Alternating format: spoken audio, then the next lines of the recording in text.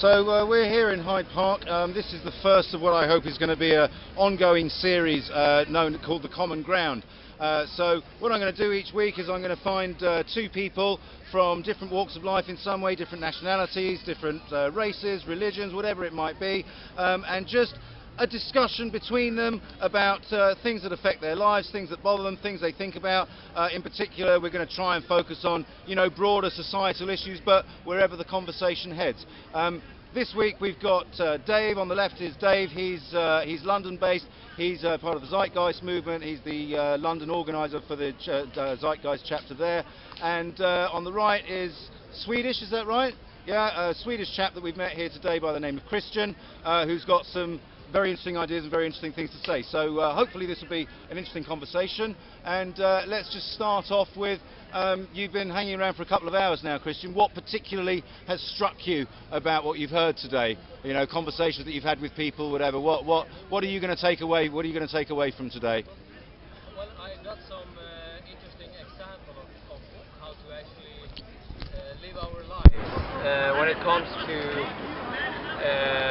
the increasing difficulty of actually being just a normal person in the society because of the increase in debt. And that is to maybe, like, you can't really live an ordinary life in a large city as London, and you might have to move out, take a step outside of London and maybe live in a smaller city, or maybe move abroad to Spain and like create a life there. What do you mean by a real life? To say a little bit more about what you mean by a real life. Well, just making life as you want to live, not really only thinking about how to make your money and how to survive the day and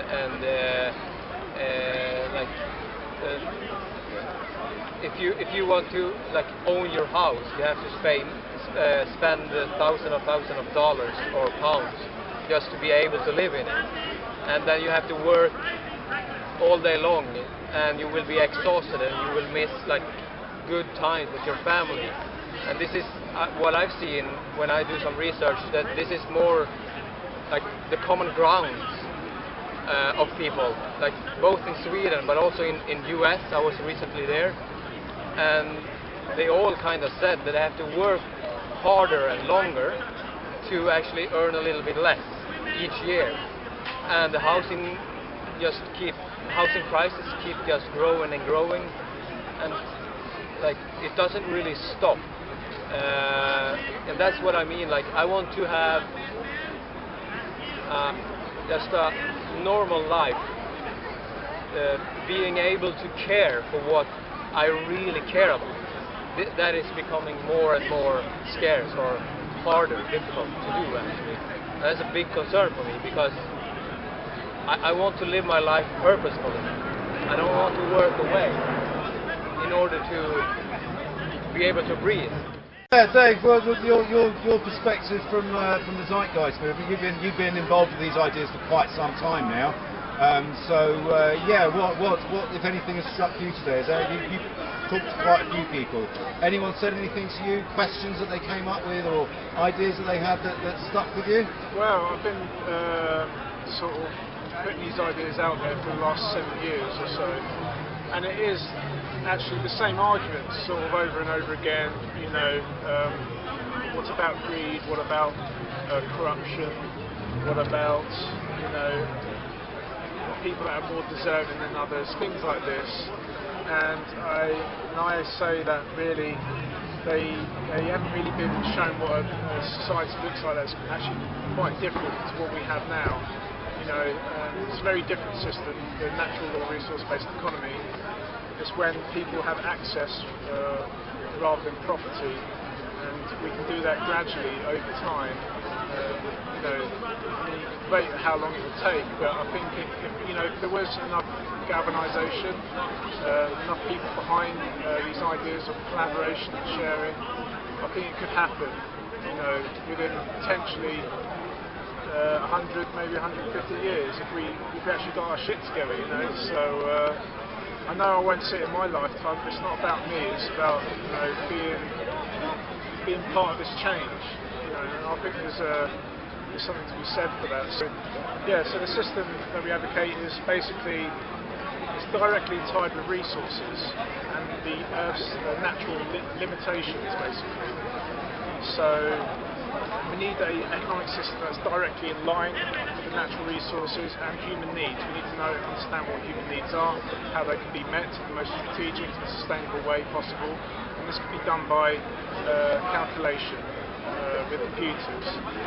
I don't think we, if we try and do it without it, it would be incredibly hard. We need to know what resources we have, exactly how many. If the long-term goal of survival of the species is the main goal, then we need to know what resources we have and how to use them in the most efficient, most optimised way possible. Can you say a little bit more? Say a little bit more about the idea of access versus property. Right. Yeah. So basically, we could. Well, I could talk transitionally, but I suppose we could have supply centres. We can move towards a rental system where you don't actually exchange money or credits or barter or anything like that. You just have these supply centres, or you have 3D printers where you can actually make things on demand. And it's beautiful what you can make on demand with 3D printing, because you can just make things directly then and there. You don't have to have all this duplication of all this stuff. We've got loads of warehouses full of all sorts of shit. We just make things on demand to make it highly efficient, and we can meet people's needs and wants. I know a lot of people bring up wants. Well, a lot of people say, well, what if I want 10 Ferraris, or what if I want Africa as my backyard, something really stupid like that. But then I would say to them that, well, it has to take a revolution in values as well. It doesn't matter what I actually want, it's what the Earth can provide for us. That is basically what needs to happen. We need to have a value system that's completely in line with the Earth and its natural limitations. Now, I don't think we need to restrict. I think we could provide everyone with a high standard of living, but it needs to be done in a structural sense, not this sort of separatist world, sort of every group out for itself. It needs to be a global initiative, basically, to make this happen, because resources are scattered everywhere. No man is an island, no country. I know we're an island, but we can't operate like that, because especially for the UK, because we import everything. But yeah, there needs to be global change. So. Yeah, I was thinking about that. I want 10 Ferraris and I want Africa as my backyard. I mean, you basically, if you have access to that, you already have that. You have Africa as your backyard because you have access to it. Yeah. And if you have access to 10 different Ferraris, you actually have access to 10 different Ferraris. You can just borrow. In the morning, you can borrow like a 1970 Ferrari, and then like 11 in the evening you can borrow another one, and so forth. Like, it doesn't really, when it comes to access, you have access to everything. I think that's the problem, because now we think it's ownership. Yeah. You come from an ownership thinking, yeah. And that's why you ask that type of question, that you need Africa as your backyard. But you don't really need it when everything is available. And that's the mental change that has to be changed. Because one of the barriers I think with people when they think about property, they think, there needs to be a restriction of something, otherwise the people that take advantage of the situation. But really, I mean, even before water meters first came about, people still turned off the water, even though it didn't cost them anything to do so. Because they know it's a dumb shit thing to do if you don't turn it off. It's irresponsible. So, I think people can be responsible for resources, things that that are more free, if you will. I think it can happen. And I think libraries are a good example of that. We've had them for hundreds of years. People borrow them for free. They don't cost anything, but they still return them and have them, respect them. And we can actually take that concept and apply it to other things gradually, and make things, other things more freely available. And also, like, people focus a lot of thought on the products. And as you told me earlier, that we can have like a library of products to share, but we can also have a library of imagine if we connected all the engineers, like all the professional photographers, and they together produce the perfect camera. Like, and like just starting the collaboration within certain fields of science, and then, like, for example, literature or music, and I mean, you will be able to actually produce something that is profoundly better than today. Imagine if all the innovators, all the engineers actually got together and made the best damn cameras in the world. And really, you know, you only need about 5 different cameras. In the model that I advocate, we actually advocate a collaborative design system where all minds can actually work on the same thing. And it'd be fully open source on the internet, so you can see a project online, and you can build upon it, and others can build upon it, and just make it so efficient. That's why, you know, I mean, the innovation would actually skyrocket, because there'd be no limits, you see. Imagine all the programmers who actually take joy in programming. You know, they spend hours in their rooms just doing programming for fun. But imagine if their energy went into actually improving things that would actually materialise and help people. It'd just be amazing. The innovation would just be amazing. The progress, really. And also like, doing as Elon Musk did about the Tesla when he released the design. I mean, if everybody was like that, I don't think we would have a problem in making like efficient products at all, and we will probably see through this design obsolescence that is in the product of iPhones and other computers and stuff like that. I mean, we could start focusing on repairs and actually gaining a trust in the product, but also a trust in the system, that we would start taking care. We would actually be careful of how we use the different things, and start, like, if we had this phone and we would have it for 10 years or 20 years because we will maintain it, we would actually probably start thinking about other stuff than how the product's designed. We would start thinking about maybe doing music or start reading more, or actually start talking more, instead of talking like about maybe things that are really like has no value. That's it. We'd be able to contribute to ourselves, our families, and the community as a whole, and actually fulfill our own interests. I mean, a lot of us don't have the opportunity to do that these days, do we? We work 40 hours a week, and you know, people come home and they just want to sit in front of the telly, and that's it because they're exhausted. You know, so if we was to work through a collaborative system where you only have to work a few hours a week, it'd be amazing. You know, what people would, you know, do. They'd truly be able to fulfill their own interests. But back to the obsolescence, what I was talking about. It's like there's 2 sides of it really. It's sort of planned and intrinsic. Where planned is like basically the deliberate withholding of efficiency, so to repeat purchases over and over again.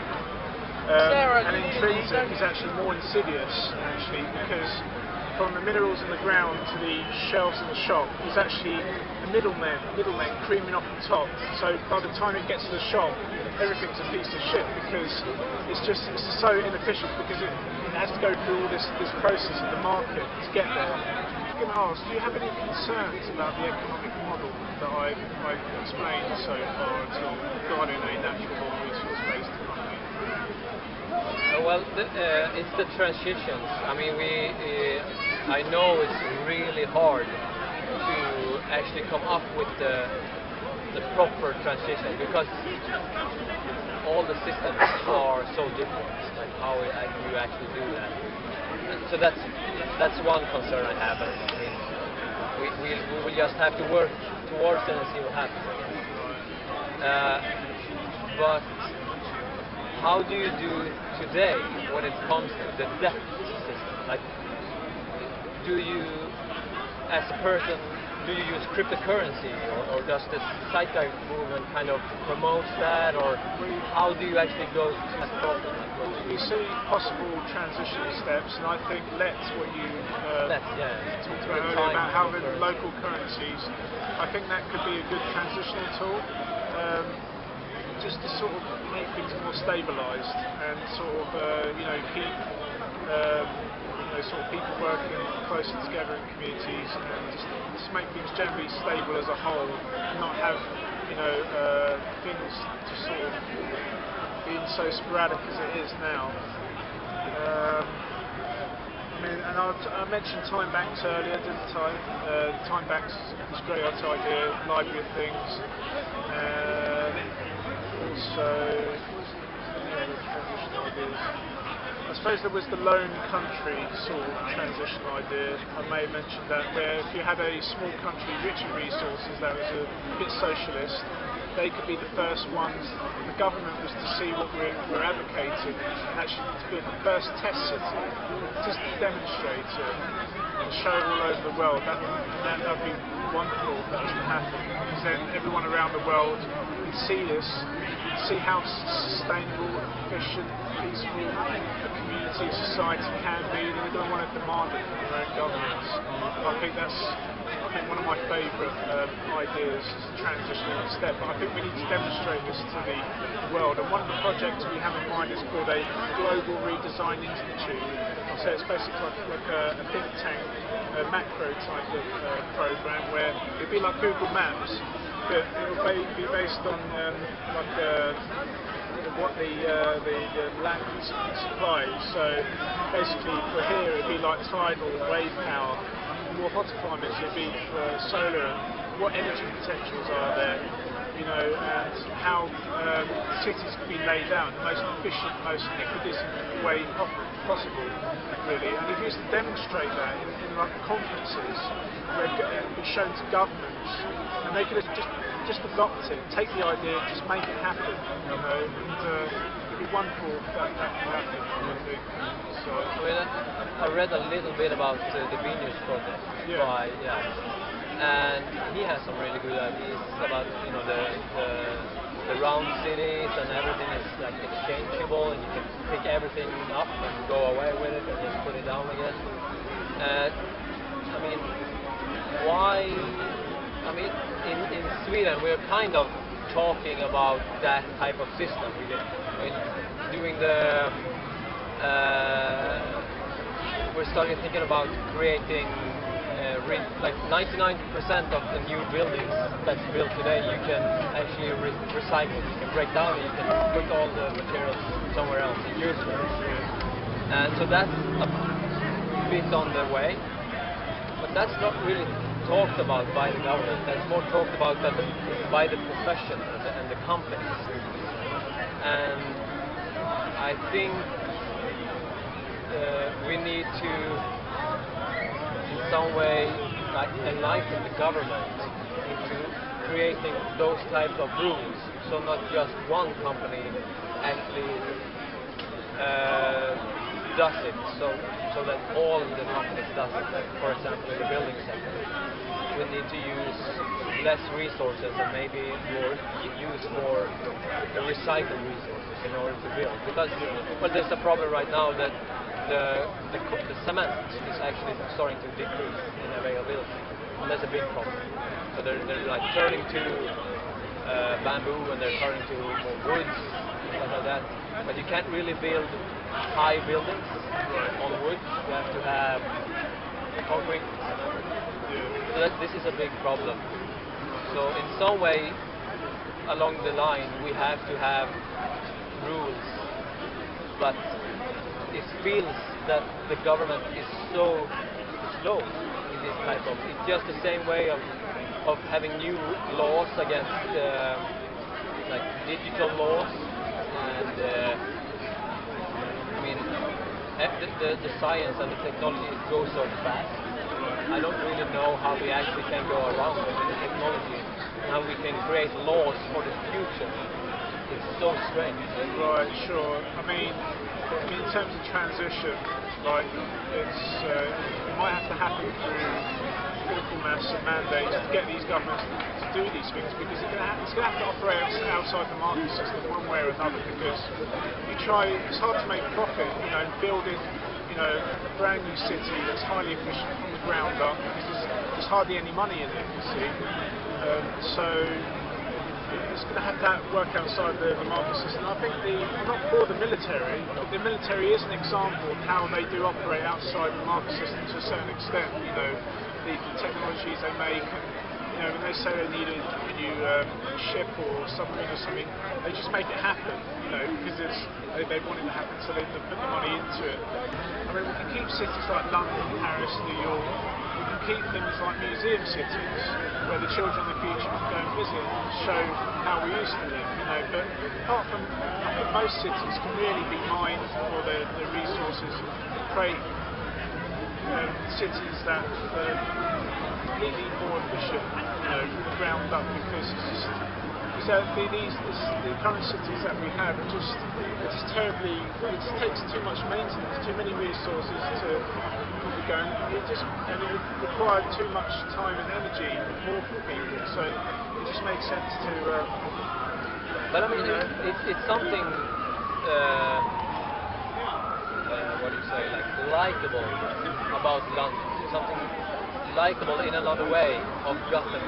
Like they're built in different ways. They have different personalities, you could say.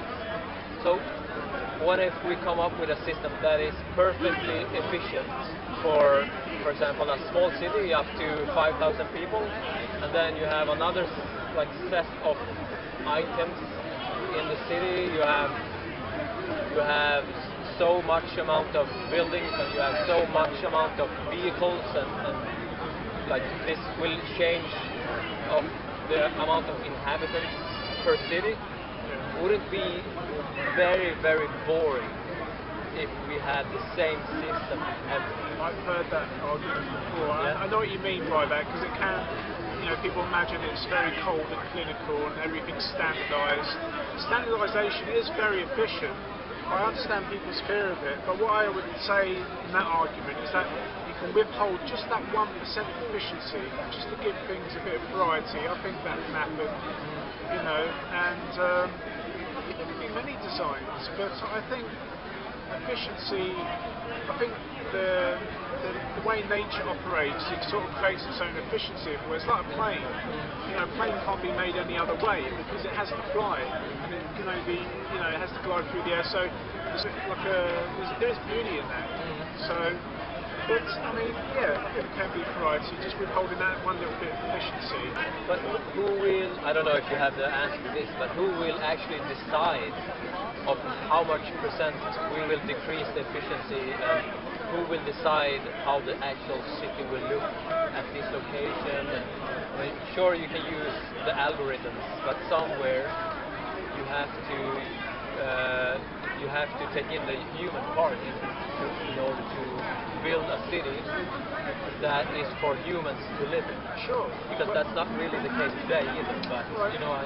Well, I think human needs can be calculated and wants. I think culture and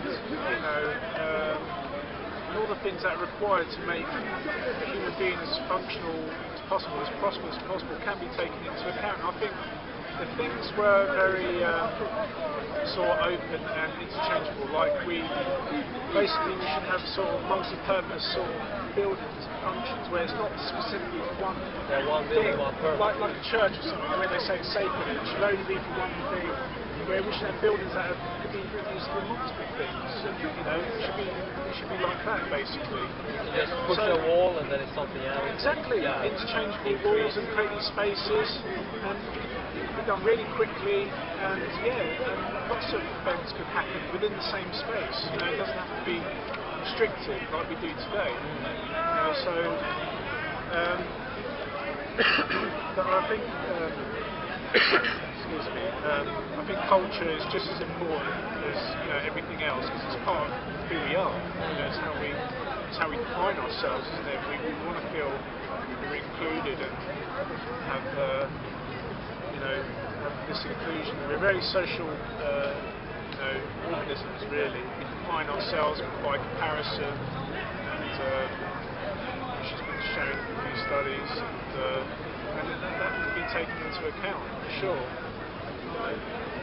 But this system will need to be like country-less. It can't be any borders, or because the resources are everywhere, and we have to share them. That's right. So if like China keeps them, Sweden keeps their resources because we have enough things we don't want to share. Well, I think that resources can be tracked, and we have a demand and tracking system. Yeah. So you basically scan the Earth for its resources, know what we have, and then allocate them where, based on the needs of the population, of a given population. That can be calculated, you see. So, and you calculate that for the amount of people in the world, how many cities you need to build, hospitals and so forth. That's all taken into account, and it can all be scanned and sort of shown properly. So, Is this what they call the augmented technology? When for example, they let a professional racer use a sand gene, and he drove around on a track, and they censored everything in it. The tensions in the wheel, the tension in the joints, so they gathered all that data. They put it in a computer that augmented the perfect vehicle for that type of track. That's what That's it. They're simulating the perfect thing. Yeah, but you can even get AI to do this. You tell the AI system that you want a particular thing done, and it will probably come up with its own design. What's the most efficient way of actually creating what you want to be created? And you can have, as I said, you were saying that you can have sensors all over the world, sort of giving us the data, and it can go to the decentralized cities. There's no one computer that controls everything. It doesn't work like that. It's a decentralized system. It's similar to how the internet works today, but it can even be more decentralized than that, you see. So essentially planned in the sense that there is information flow and resources that need to come in, but nothing else has to be imported really. And we can use consensus, we can use calculation and consensus, for each given city, what they want, what we need, essentially. So, and back to what you're saying about skills, we can move towards what we call a domestic economy.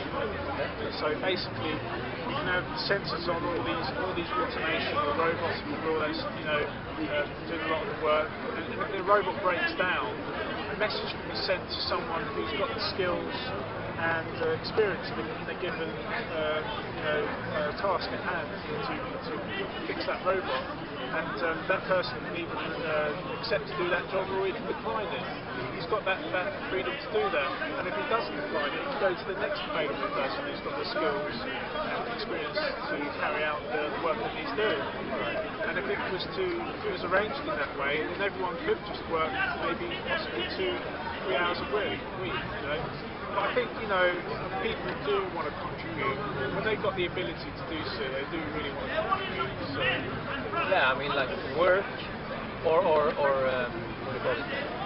Paid work is something, but when you can contribute, you don't really need a pay for it. And that's what I think in that kind of system, that will be the majority of the work or the labor. And I mean, some things that needs to be done. For example, cleaning. Maybe there are a few people that really like cleaning, but sometimes it won't be. They will be too few, and then you will probably have to pay a lot of people to do it. But that, I guess, that will be fine. Yeah, I hear this. Moment. That's right. I hear this sort of argument from people like, who's going to do all the shitty jobs, you know? And they say things, oh, who's going to look after old people? And I'm saying, well, if your mother got sick, will you not look after her? You know, it's amazing what you know, people come up with. But you know, in terms of shitty jobs, I wouldn't mind looking after a warehouse for like 2 or 3 hours a week. If my needs, my family's needs got met to a high standard wine, but I'm not really happy to, you know, look after a warehouse for a couple of hours. It's pretty small in comparison, you know, to what we can actually achieve. So, and if there's jobs that are really hated in that society,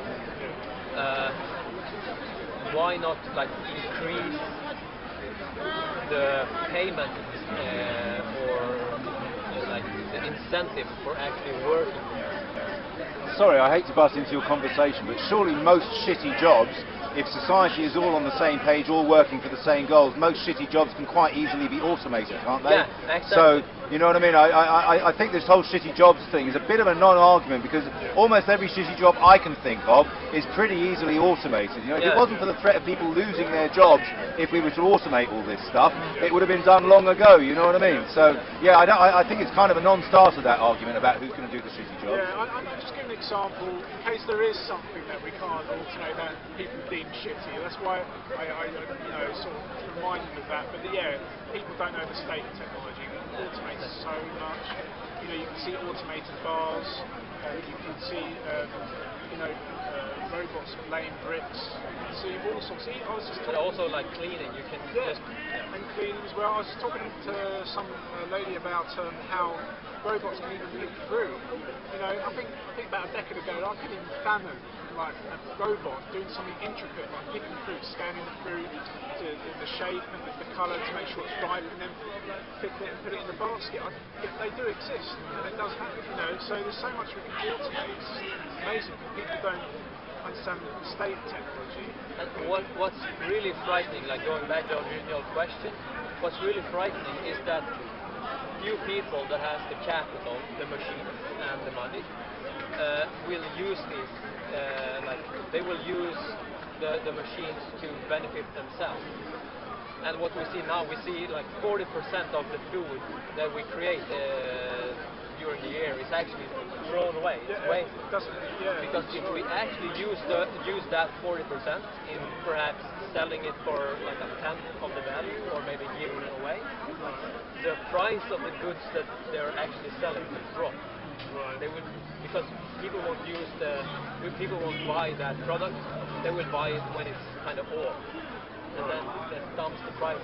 And I'm also like thinking about like companies are starting to farm salmon and farm other types of fishes, and like as we have done a lot of years now, we're farming cattle, we're farming actually meat. This is a bit worrisome for me as well, because if you own the food, if you are so rich that you own so much of the food, you can just poison all the other lands and still like be able to produce like farm fishes and food and sell it expensively to other people. That will actually sustain the economical system today. Like it's an incentive to actually sustain the system that we have now. And I'm really like worried that we're not going out of that system, because what it looks like is scarcity is a good thing in this economical system. Like if something is scarce, that's worth something. Then you want to keep it that way. So for example, if food or water becomes scarce, that's a good thing. And like I want to, like, before it becomes scarce, we have to like move to another destination before that. And that's what I need to, like, I don't know how to do that, and that kind of scares me. I want to be a part of that change. I don't see any clear examples. That's a problem. Well, it's probably one of the biggest arguments against what we're talking about, you know, transition. But you know, the change has to come from somewhere. And what I say to people that, you know, say that, well, there's no point, you know, advocating the system if it's too far ahead or they don't see any concrete roadmap how to get there. Well, I'm sure they thought that when about slavery 2,000 years ago. What? One day no slavery? What are you talking about? You know, so, and I think we can look at the same thing now, you know, regarding access to goods and services freely without, you know, having to, you know, pull your heart out and work for it unnecessarily, you know, so, but, yeah, as I said, transition is one of the hardest things, I suppose. Yeah. Something new might come along. You know, I mean, the zeitgeist movement, we've tried to galvanise the movement over the years, and we recognise that it might not necessarily be the zeitgeist movement. It might be another movement. It might be the change might come from somewhere else. One little idea I've had in the back of my mind actually is that we could do things in a step-by-step process, and I think, like basic income, for example, if you got all the humanitarian groups all together, you know, Greenpeace, Occupy, Anonymous, Zeitgeist Movement, Bees Project, everyone, and they could all agree on basic income, and they could all come together, and surely they've got the numbers, and everyone did, you would probably have a few million there. And if you've got a few million that actually tried to, you know, make this happen, through mandates or even enough people through disobedience or marches, I think you could possibly put enough pressure on governments to actually make it happen, because they can all agree with it. They can all agree with basic income, because not everyone might not agree with resource-based economy, but they can all agree on basic income. So that's one step. And then we can move, once we've achieved that, then we can move on to the next bit, like free food. And then they can all agree on that as well, and then make that happen. So we can move it on a step-by-step basis. You know, I'm very aware they don't advocate the system, but if they advocate these very specific steps, we one after another, if we all just got together to make it happen, I think that would be quite powerful. But I think we need to really make everyone aware of that. But isn't, like, what I've heard about basic income is that it kind of it could be another